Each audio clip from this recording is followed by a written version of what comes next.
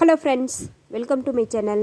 இன்றைக்கி வீடியோ என்னென்னு பார்த்தீங்கன்னா, ஈஸியாக எளிமையாக கோதுமை மாவு வச்சு செய்யக்கூடிய 2 வகையான கேக் ரெசிபிஸ் தான் பார்க்க போகிறோம். நம்ம சேனலுக்கு நீங்கள் புதுசாக இருந்தீங்கன்னா மறக்காமல் சப்ஸ்கிரைப் பண்ணிவிட்டு கூடவே பெல் சிம்பிளே கிளிக் பண்ணிடுங்க. வாங்க வீடியோக்குள்ளே போகலாம். ஃபஸ்ட்டு பார்த்தீங்கன்னா, ஒரு கடாயில் 1/4 கப் அளவுக்கு ஆயில் எடுத்துக்கலாம். நீங்கள் ஆயிலுக்கு பொதுவாக நெய் கூட எடுத்துக்கோங்க. ஆனால் ஆயில் கண்டிப்பாக வாசனை இல்லாத ஆயிலாக தான் எடுத்துக்கணும். இது கூடவே 1/2 கப் அளவுக்கு நான் கருப்பட்டி எடுத்துருக்கிறேன். நீங்கள் வெல்லம், நாட்டு சர்க்கரை இல்லை சர்க்கரை கூட எடுத்துக்கலாம். இது கூடவே பார்த்திங்கன்னா 1/4 கப் அளவுக்கு தயிர், நல்லா புளிப்பில்லாத தயிராக எடுத்துக்கோங்க. நீங்கள் தயிருக்கு பொதுவாக பால் கூட சேர்த்து செய்யலாம். நான் இன்றைக்கி தயிர் சேர்த்து செஞ்சுருக்கிறேன். ஒரு விஸ்கை வச்சு நல்லா மிக்ஸ் பண்ணிக்கலாம். இந்த ஆயில், சர்க்கரை, தயிர் எல்லாமே நல்லா கலந்து வரணும். அந்த அளவுக்கு ஒரு 5 நிமிஷம் டைம் எடுத்து நல்லா நம்ம மிக்ஸ் பண்ணிக்கலாங்க. பாருங்கள், இந்த அளவுக்கு வரணும்.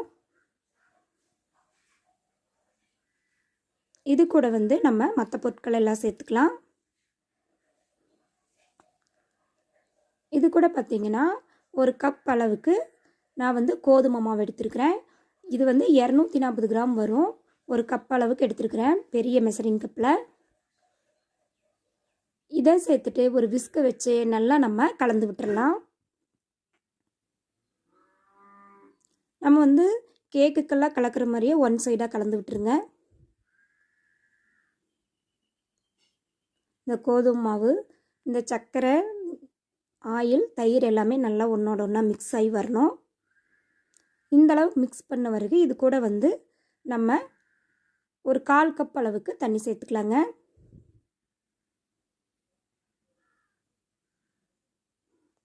தண்ணி சேர்த்துட்டு நல்லா மிக்ஸ் பண்ணிடுவோம்.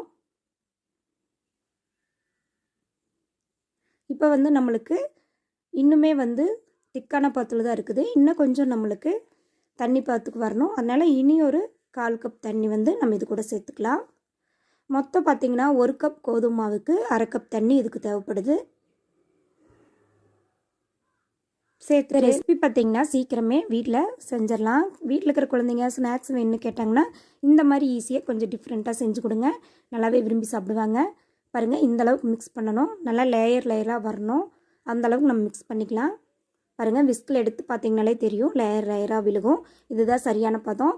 இது கூட பார்த்திங்கன்னா 1/4 டீஸ்பூன் அளவுக்கு பேக்கிங் பவுடர் சேர்த்துக்கிறேன். சேர்த்துட்டு நல்லா மிக்ஸ் பண்ணிக்கலாம். சப்போஸ் உங்கள்கிட்ட பேக்கிங் பவுடர் இல்லைன்னா பேக்கிங் சோடா 1/4 டீஸ்பூன் எடுத்துக்கோங்க. நம்ம சமையல் சோடா இருக்குல்லங்க, அதுதான் 1/4 டீஸ்பூன் எடுத்துக்கலாம்.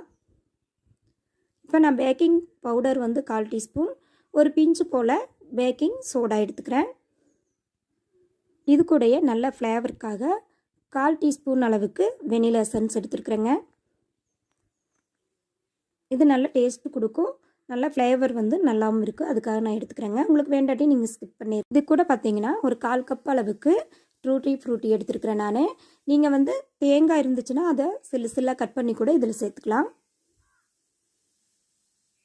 இது சேர்த்துட்டு எல்லாத்தையுமே நல்லா ஒரு வாட்டி கலந்து விட்டுடலாம். நல்லா கலந்து விட்டுட்டு நம்ம இனி இதை வேக வச்சு எடுத்துக்க போகிறோம். பாருங்கள், இந்தளவுக்கு நல்லா மிக்ஸ் பண்ணிக்கலாம். நீங்கள் டம்ளர் இல்லாட்டி பவுலு இல்லை கேக் டின் இருந்தால் கூட அதில் சேர்த்துக்கலாம். நான் இன்றைக்கி பிளேட்டில் தான் சேர்த்து போகிறேன். பாருங்கள், நல்லா மிக்ஸ் பண்ணியாச்சு. விஸ்கால் எடுத்திங்கனாலே நல்லா லேயராக விழுகும். அதுதான் இதுக்கு சரியான பதம். பிளேட்டில் பார்த்திங்கன்னா நான் ஆயில் தடவிக்கிறேன். நீங்கள் நெய் கூட அப்ளை பண்ணிக்கலாம். ஆயில் தடவிட்டு கொஞ்சமாக இதில் கோதுமை மாவு போட்டுக்கிறேன். அப்போ தான் நம்ம சேர்த்துற மாவு நல்லா வெந்து வரும்போது பிளேட்டில் ஒட்டாமல் நம்மளுக்கு வரும். கொஞ்சமாக கோதுமை மாவு போட்டுட்டு ஏகமாக எல்லா பக்கம் வர்ற மாதிரி நம்ம பிளேட்டை இது போல் செஞ்சுக்கலாம்.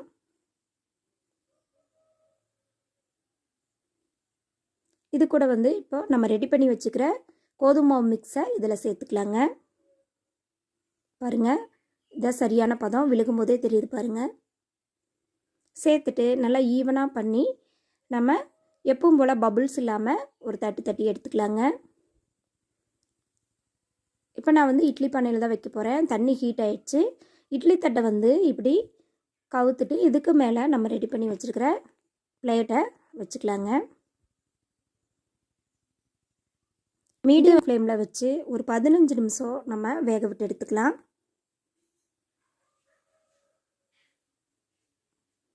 பதினஞ்சு நிமிஷம் கழித்து நம்ம ஓப்பன் பண்ணி பார்க்கலாங்க. நல்லா பாருங்கள், நல்லா பஃபியாக வந்திருக்கு. ஒரு டூத் பீஸ் வச்சு இது போல் குத்தி பார்க்கலாம். ஒட்டாமல் வந்துருச்சுன்னா நல்லா வெந்துருச்சு. சப்போஸ் உங்களுக்கு லேசாக ஒட்டுற மாதிரி இருந்தால் மறுபடியும் கூட நீங்கள் ஒரு 5 நிமிஷம் வேக விட்டு எடுத்துக்கலாங்க. இப்படியே எடுத்து ஒரு 1/4 மணி நேரம் ஆற விட்டுறலாம். பாருங்கள், நல்லா ஆறிடுச்சு. நம்ம லைட்டாக இந்த ஓரங்களில் எடுத்து விட்டுட்டு ஒரு பிளேட்டை வச்சு கவுத்தி இதை நம்ம எடுத்துக்கலாங்க.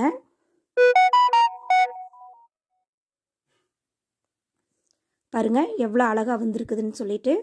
ரொம்பவே ஈஸியாக நம்ம வீட்லேயே ஒரு அரை மணி நேரத்துக்குள்ளே இந்த ரெசிபியை வந்து செஞ்சு முடிச்சிடலாம். பாருங்கள் எவ்வளோ சாஃப்டாக இருக்குன்ட்டு. இதுக்கு மேலே கொஞ்சம் டெக்கரேஷனுக்காக நான் டூட்டி ஃப்ரூட்டி சேர்த்துறேன்.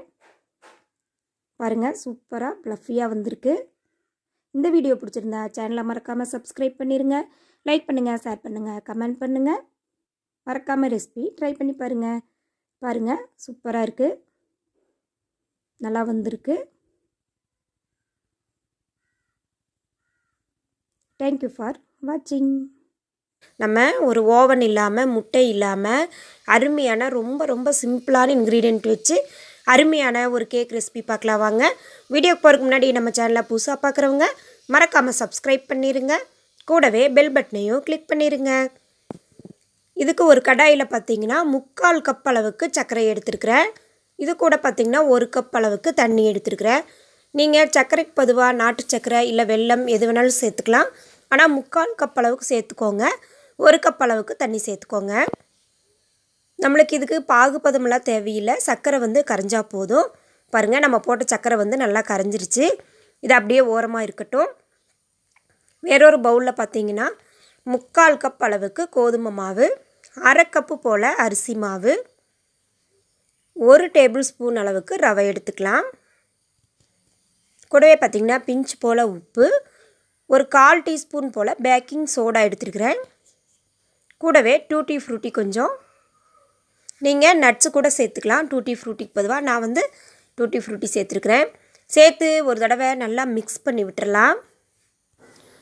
ஒரு முறை நல்லா கலந்து விட்டுட்டு நம்ம இது கூட வந்து ரெடி பண்ணி வச்ச சர்க்கரை பாகை இதில் சேர்த்துடலாங்க. பாருங்கள் நம்ம கொஞ்சம் கொஞ்சமாக சேர்த்துக்கலாம். இந்த சர்க்கரை பாகு வந்து சரியாக இருக்கும் இந்த மாவுக்கு. அதாவது 3/4 கப் கோதுமை மாவு, 1/2 கப் அரிசி மாவு, 1 டேபிள் ஸ்பூன் ரவை, 3/4 கப் சர்க்கரை, 1 கப் தண்ணி எடுத்துருக்குறோம். அதனால் இந்த சுகர் சிரப்பு வந்து இதுக்கு சரியாக இருக்கும். கொஞ்சம் கொஞ்சமாக சேர்த்துட்டு நல்லா மிக்ஸ் பண்ணி விட்டுறலாம். பாருங்கள் மாவு வந்து நல்லா ஓரளவுக்கு இட்லி மாவு பாத்தில் இருக்கணும். அந்தளவுக்கு நம்ம நல்லா மிக்ஸ் பண்ணி விட்டுருவோம்.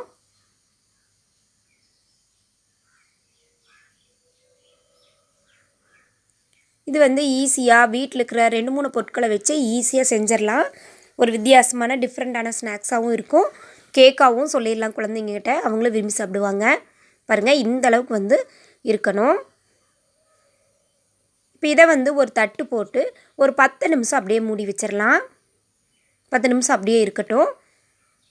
இப்போ நான் வந்து கேக் ஊற்றுறதுக்கு வந்து இது போல் 2 பவுல் எடுத்துருக்கிறேன். நீங்கள் டம்ளரோ அல்லது 1 யூஸ் டம்ளர் எது வேணாலும் எடுத்துருக்கலாம்.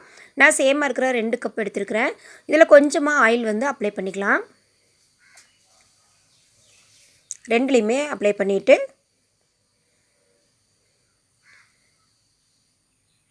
கொஞ்சமாக இதில் வந்து கோதுமை மாவு தூவி விட்டுறலாம். ரொம்ப சேர்த்துக்கூடாது, கீழே பார்த்திங்கன்னா கருகிட வாய்ப்பு இருக்குது. அதனால் லேசாக மட்டும் போட்டால் போதும். அப்போ தான் கேக் வந்து நம்மளுக்கு ஒட்டாமல் கிடைக்கும். 2 பவுல்லையுமே இது போல் சேர்த்துக்கிறேன்.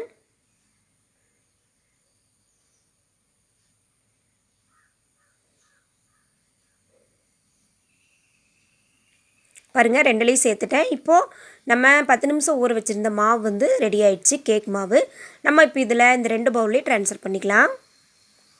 நீங்கள் இதில் விருப்பப்பட்ட தேங்காய் துண்டு, எள் 2மே வறுத்து கூட சேர்த்துக்கலாம், இல்லை நட்ஸு கூட சேர்த்துக்கலாம், நம்ம விருப்பம்தான். பாருங்கள் மாவு வந்து எந்த பதம் இருக்கணும், இந்த பதம் இருக்கணும். தண்ணியாக இருந்தால் நம்மளுக்கு கேக் வராது, இந்த பதத்தில் இருக்கணும். அப்போ தான் நம்மளுக்கு வந்து கேக் நல்லா வரும். பாருங்கள் இது போல் இருக்கணும். நான் இப்போ வந்து 2 பவுலுக்கு ட்ரான்ஸ்ஃபர் பண்ணிட்டேன். ஆனால் அரை கப் அளவு தான் நம்ம ஊற்றணும். அப்போ தான் அது பஃபியாக உப்பி வரும்போது சரியாக இருக்கும். நம்ம ஊற்றிட்டு இந்த கப்பை வந்து லைட்டாக தட்டி விட்டுடலாம். அப்போ தான் ஏர் பபுள்ஸ் இல்லாமல் இருக்கும். இதை வந்து ஒன்று இட்லி பானையில் வச்சு நம்ம வேக வச்சுக்க போகிறோங்க. மேலே கொஞ்சம் டூட்டி ஃப்ரூட்டி சேர்த்துக்கிறேன். நம்ம இந்த கேக் செய்யறதுக்கு ஓவன் எல்லாம் தேவையில்லை. இட்லி பானை இருந்தாலே போதும். இட்லி பானையில் கொஞ்சம் தண்ணி சேர்த்துட்டு இது போல் ஒரு தட்டு வச்சுக்கலாம்.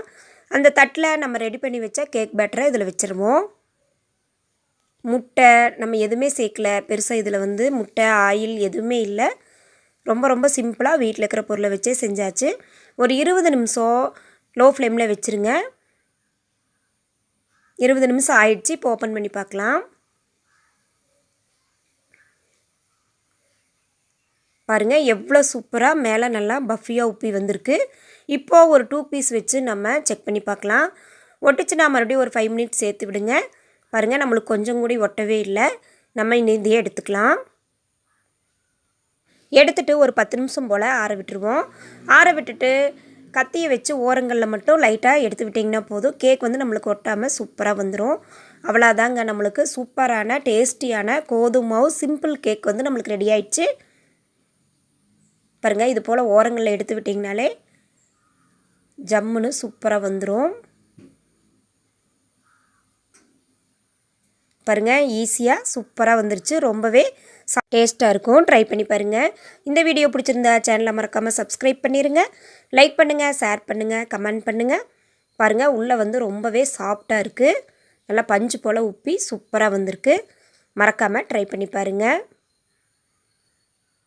Thank you for watching.